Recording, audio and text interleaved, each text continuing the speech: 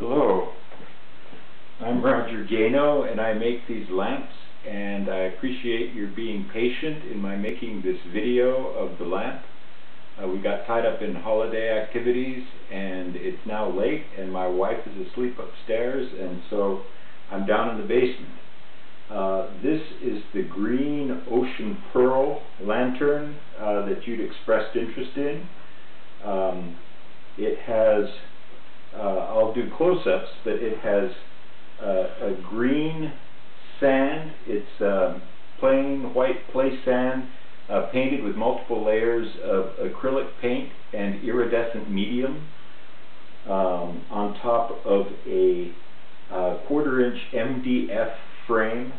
That's medium density fiberboard, and then it has a metallic thread lattice that goes on the edges of these 10 fins, and there are a total of 75 pins nailed in to support the thread, 75 on each side, making 150 pins in total. There's a dial dimmer switch here. It clicks off and then it goes up to maximum power. And this has presently, I believe, a 60-watt bulb inside the pure white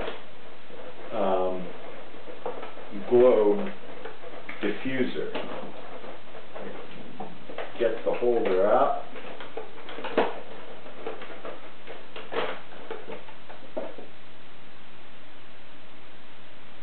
Let me turn it down so you can see better.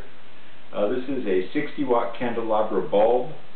There's a porcelain socket inside, and the electrical connections are all heat sealed with shrink tubing. This particular system of suspending the lantern is what I've settled on as being the most reliable. The 5 arms of this little holder fit right into the 5 points at the top of the lantern. There's identical 5 points at the bottom and then second opening, and it allows air to flow through, and so it doesn't overheat. And depending on the size of the lantern that's being suspended, you can move it up and down using a simple metal binder clip.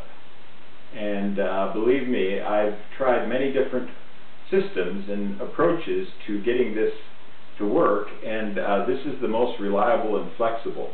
Of course, once you set up the lamp in your home, you would never need to adjust this again unless you changed the diffuser size, or wanted to take it off and change the bulb or whatever. This particular diffuser is made with a origami frame that is 120 separate units. You can see how these are made with this disaster. This is actually tracing paper. It's a parchment paper, and it's folded quite simply into a twist shape, and they interlock into these triangular points, and you just start weaving them together in hexagons and pentagons to come up with really quite a range of shapes. And in this case, there's a sphere with 12 hexagons added to the center of what would otherwise be the shape of a traditional soccer ball, alternating hexagons and pentagons in a symmetric fashion. This particular lantern uses a Japanese nori glue, which is a water-soluble rice-based glue that leaves no yellowing and no shininess that other glues that I use sometimes do. And it's the clearest and cleanest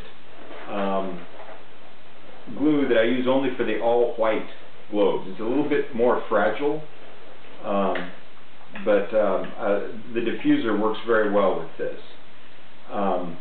This paper here is a shoji paper. It's a light tissue paper, and it has two different layers, and it's basically a paper mache on top of the form, while the form is on a balloon. Obviously, when paper gets wet, it turns to mush, and you get disasters such as this. And by inflating a balloon, I can have the wet paper skeleton over the balloon and add paper. Excuse me, I have a dog that wants to get out. Come on, buddy. Out you go.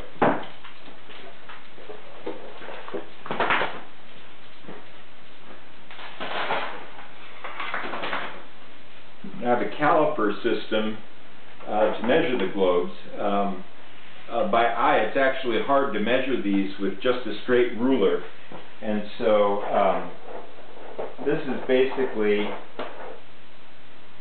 11 inches in diameter maximally, and other globes that might work with this particular design is this, which is not the origami. This is a more traditional cut and paste paper shape. That one's 10 inches across. And this lantern here I just finished uses the glue that has, it's actually a woodworker's glue, Tight Bond 2. I use about a 1:5 solution of Tight Bond to warm water, and it's a much more durable paper mache in 2 layers, but has a yellow cast to it that I think detracts from the beauty of the frame itself. If I had a more simple frame, I might use a more elaborate globe like this. But just as a demonstration of the different kind of light that you get with the different glues, let me illuminate this one.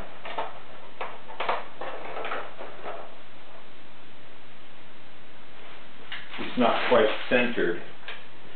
This particular one has little triangles of unryu paper that has mulberry fibers quite visible in it, glued on as an extra embellishment.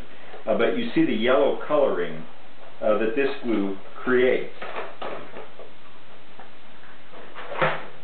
whereas the pure white is exactly that. It's pure white.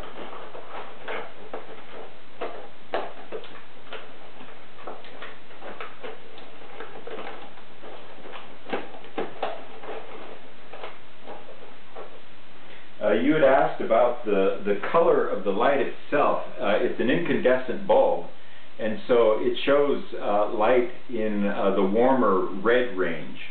And I think it's just more comforting and pleasing, unlike the fluorescent tubes that tend to have a more cool white or bluer tinged light. They do make fluorescent candelabra bulbs. They claim to be more in the warm white range, but I really don't think they're comparable to the incandescent. The intensity of the light and the ambient colors in the room and the other lights in the room really have a big impact on the illumination. And let me turn off these lights up here that are actually compact fluorescent bulbs. And you can see the light with just the illumination. And hopefully you can see how much the silver thread and then this iridescent medium on the paint reflects the colors. Part of the reason why I have such a large diffuser here is that it actually brings the light out further to the side and is able to cover a greater surface area of the different fins with the diffusing, with the reflecting materials on them. And let me try to zoom in a bit, and so you can see detail up close.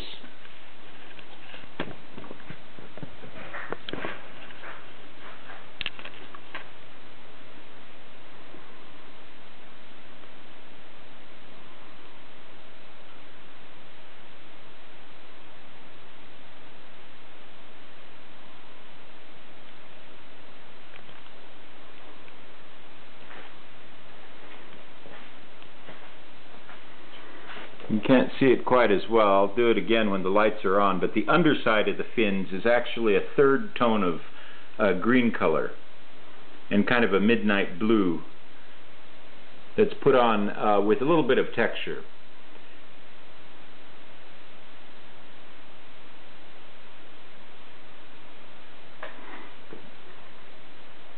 And I'll dim this a bit, and so you can appreciate the veining of the glue and the folds and the multiple layers of paper that create the contrast in the globe itself. It's a very soothing light and a very comforting presence that really influences the mood of an entire room.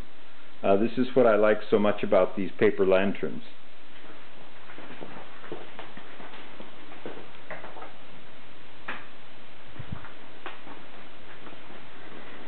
And just turning on the overhead light, the underside is actually a mint green color, and it also is lighter to try and bring out the iridescence more on the surface, more emerald green color.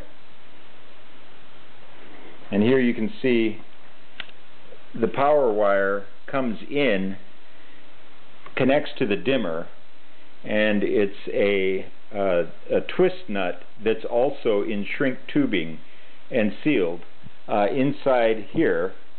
But then the cord comes back out and follows the spine all the way up to the tip and down, and so the lantern is actually suspended by the power cord. I have some lamps where the luminary is actually supported from underneath.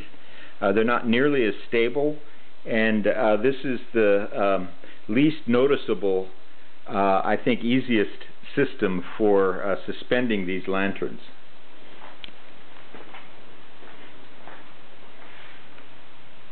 So I hope this gives you an idea of this particular lantern. It probably took about 80 hours of labor total. Sometimes I make sets of the wooden fins, or try to duplicate and make multiple units, but this piece in particular, adding additional layers and extra layers and retouching, trying to get all the surfaces uniform to where I wanted them, and then getting the thread on.